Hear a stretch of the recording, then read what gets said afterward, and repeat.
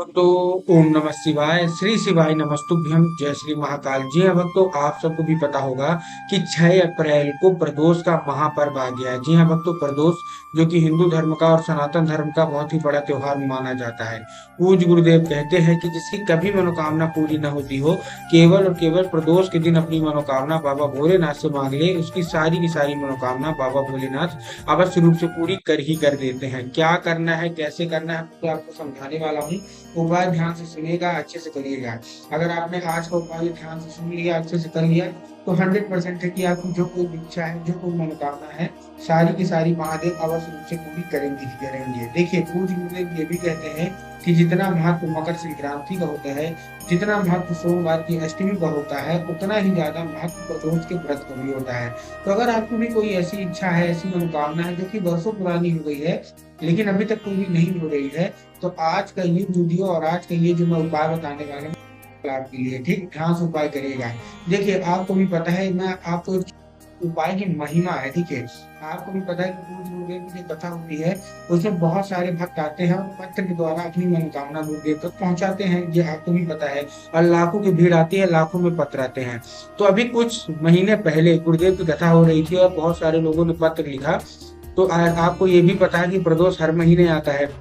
तो जब गुरुदेव ने पत्र पढ़ा, तो बहुत सारे लोगों की अलग अलग मनोकामना थी। किसी की धन प्राप्ति की मनोकामना थी, किसी की कर्जा मुक्ति की मनोकामना थी, किसी की कोई बीमारी की मनोकामना थी। गुरुदेव, हमारे घर का एक व्यक्ति है, बहुत ज्यादा बीमार रहता है, कृपया करके कोई उपाय बता दीजिए। मतलब तरह तरह की लोगों की मतलब मनोकामना थी। तब गुरुदेव ने 2 से 3 उपाय बताए और कहा केवल और केवल ये उपाय कर लेना, प्रदोष के दिन कर लेना, तुम्हारी सारी की सारी मनोकामना अवश्य रूप से पूरी होती ही होगी। लोगों ने जाके वो उपाय घर में किया और उपाय करने से ठीक 1 से 1.5 महीने के बाद गुरुदेव की कथा में वापस आए। गुरुदेव ने फिर से पत्र लिखा, लेकिन इस बार आप जान के हैरान हो जाओगे कि ये वाला जो पत्र था, ये गुरुदेव को धन्यवाद के रूप में पत्र था कि गुरुदेव धन्य हो आपका, आपके द्वारा बताया गया उपाय हमने कर लिया है और हमारी जो भी इच्छा थी, जो भी मनोकामना थी, सारी की सारी बाबा भोलेनाथ ने पूरी कर दी है।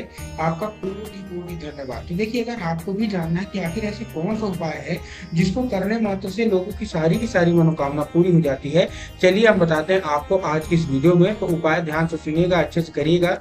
पूज्य गुरुदेव की ही कथा सुन के लाया हूँ, लेकिन उससे पहले चैनल पे अगर पहली बार आए हैं और आवाज मेरी पहली बार सुन रहे हैं, तो वीडियो को कर दें लाइक और चैनल को भी कर लें सब्सक्राइब, ताकि पूजनीय पंडित प्रदीप जी मिश्रा के रोज नए नए उपाय जो कि मैं उनकी कथा से सुनता हूँ, श्रवण करता हूँ, सबसे पहले मैं आपको प्राप्त करा सकूं। ठीक, तो अलग अलग तरीके से उपाय हैं।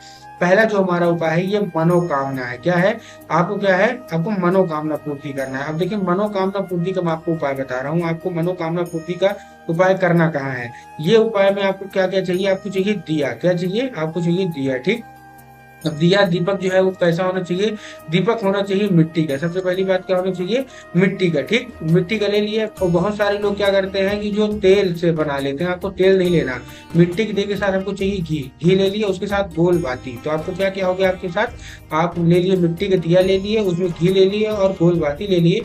और ये लेके आपको कहाँ पहुंचना है? देखिए, 2 दिया लेना है, लेकिन अलग अलग जगह अर्पित करना है। पहला दिया आपको कहीं और करना है, दूसरा दिया आपको अपने घर में करना है। जो पहला दिया है, ये आपको शाम के वक्त मतलब प्रदोष काल में लेके पहुंच जाना है। कहाँ? बेल पत्र के पेड़ के नीचे। अब देखिए, जिन लोगों को पता है कि प्रदोष काल किसको बोला जाता है, उनका तो ठीक, लेकिन बहुत सारे ऐसे लोग हैं जिनको ये नहीं पता कि प्रदोष काल का मतलब कब होता है, कब होता है प्रदोष काल। तब गुरुदेव ने बताया है कि मतलब जो शाम का वक्त, जब शाम ढल रही हो और रात आने वाली हो, उसी को हम लोग प्रदोष काल बोलते हैं। ठीक, तो आपको करना क्या है? आपको प्रदोष काल में मतलब लगभग 6 से 7 के बीच में आपको ये क्या करना है? ये दिया लेके पहुंचना है बेल पत्र के पेड़ के नीचे। पूज्य गुरुदेव कहते हैं कि बेल पत्र के पेड़ में स्वयं माता पार्वती का वास होता है। तो अगर माता पार्वती आपसे खुश हो गई, प्रसन्न हो गई, तो 100% है कि आपकी मनोकामना तो पूरी होगी ही होगी। उसके बाद आपको क्या करना है? आपको 3 बार परिक्रमा करनी है किसकी? बेल पत्र के पेड़ की। और अपनी जो भी इच्छा होगी, जो भी मनोकामना होगी, वो माता पार्वती से बोल के आपको क्या कर देना है? आपको अर्पित कर देना है बेल पत्र के वृक्ष के नीचे। ठीक है ना? बस आपने कर दिया और अपनी मनोकामना मांग के आ जाना घर। ठीक, पहला दीपक आपको ये करना है। अब जो दूसरा दीपक है, दूसरा दीपक में आपको क्या करना है? जैसे आप अपने घर आ जाएंगी, अपने घर की जो चौखट होगी, ठीक है ना, तो चौखट के बाहर क्या करना है, घर की जो चौखट है, चौखट के बाहर आपको एक दिया लगा देना है बस। पूज्य गुरुदेव कहते हैं कि वो दिया लगाने से जो भी बाहर की नकारात्मक ऊर्जा होगी, नकारात्मक शक्ति होगी, वो आपके घर में कभी भी प्रवेश नहीं करेगी, कभी भी नहीं करेगी, और आपका जो घर है वो हमेशा सुखमय गुजरेगा और हमेशा अच्छे से रहेगा। ठीक, ये था हमारा पहला उपाय। अब हम आते हैं अपने दूसरे उपाय की ओर, जो कि का है आपको, जो कि है धन प्राप्ति का। बहुत सारे लोगों के जीवन में धन की बहुत कमी रहती है, तो मैं आपको धन प्राप्ति का उपाय बताता हूँ। ठीक, तो करना क्या है आपको, इस उपाय में चाहिए आपको 5 कनेर के फूल। क्या चाहिए, कनेर के फूल, आप जानते हैं ना, बस आपको चाहिए 5 कनेर के फूल। आप जब कनेर के फूल लेंगे तो ध्यान रखिएगा, कनेर के फूल अच्छा होना चाहिए, कहीं से खटा पटा नहीं होना चाहिए, कहीं से मुरझाया हुआ नहीं होना चाहिए। ठीक, ले लिया। लेने के बाद आपको क्या करना है, लेने के बाद आपको पहुंचना है सीधा सीधा शिव मंदिर। ठीक, शिव मंदिर पहुंच गए। शिव मंदिर पहुंचने के बाद आपको क्या करना है, जैसे आप शिव मंदिर पहुंचोगे, शिव मंदिर पहुंचने के बाद देखिए आपके हाथ में कितने फूल हैं, आपके हाथ में है 5 फूल, और आपको 5 अलग अलग जगह अर्पित करना है। कहाँ कहाँ अर्पित करना है, देखिए सबसे सिंपल मैं आपको बता रहा हूँ। सबसे पहले आपको बाबा भोलेनाथ की शिवलिंग पर अर्पित करना है, एक नाम लेके। महादेव का बहुत ही सुंदर सा नाम है, कुंदकेश्वर महादेव। ठीक, तो आपको क्या करना है, कुंदकेश्वर महादेव का नाम लेके आपको अर्पित करना है पहला फूल। किसके ऊपर, आपको बाबा भोलेनाथ के ऊपर। उसके बाद जो हमारा दूसरा फूल है वो आपको कहाँ अर्पित करना है, वो आपको अर्पित करना है भगवान गणेश की जगह पे।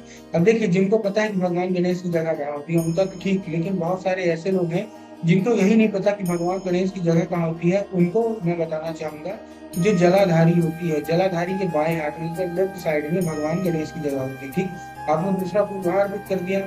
तीसरा फूल आपको माता सूक्ष्म सुंदरी के ऊपर अर्पित करना है। माता सूक्ष्म सुंदरी की जगह कहाँ होती है, जैसे ही भगवान गणेश की जगह जलाधारी के बाएं हाथ में होती है, वैसे ही माता सूक्ष्म सुंदरी की जगह जलाधारी के दाएं हाथ में होती है। तो आपको तीसरा जो फूल है आपको वहां अर्पित कर देना है। ठीक, उसके बाद जो हमारा चौथा फूल है वो आपको कहाँ अर्पित करना है, वो आपको अर्पित करना है जो हस्त कमल होता है, माता पार्वती का जो हस्त कमल होता है, जहाँ से शिवलिंग उठा हुआ होता है। चौथा फूल आपको वहां अर्पित करना है। लास्ट का जो 5वां फूल है वो आपको जलाधारी में अर्पित करना है। जलाधारी में स्वयं माता पार्वती का विराजमान होता है। तो आपको 5 फूल अर्पित करके आपकी जो भी इच्छा होगी, जो भी मनोकामना होगी, सारी की सारी आपको बोल देनी है। ठीक, ये था हमारा धन प्राप्ति का था और दूसरा उपाय था। अब हम आते हैं तीसरे उपाय की ओर, जो कि कर्जा मुक्ति का है। अगर आपके जीवन में कर्जा बहुत ज्यादा पड़ गया है तो कर्जा मुक्ति का ये उपाय आपको अवश्य रूप से कर लेना है। देखिए क्या करना है इसमें, आपको इस बारे में चाहिए क्या, आपको चाहिए कच्चा दूध। क्या चाहिए, केवल और केवल आपको कच्चा दूध।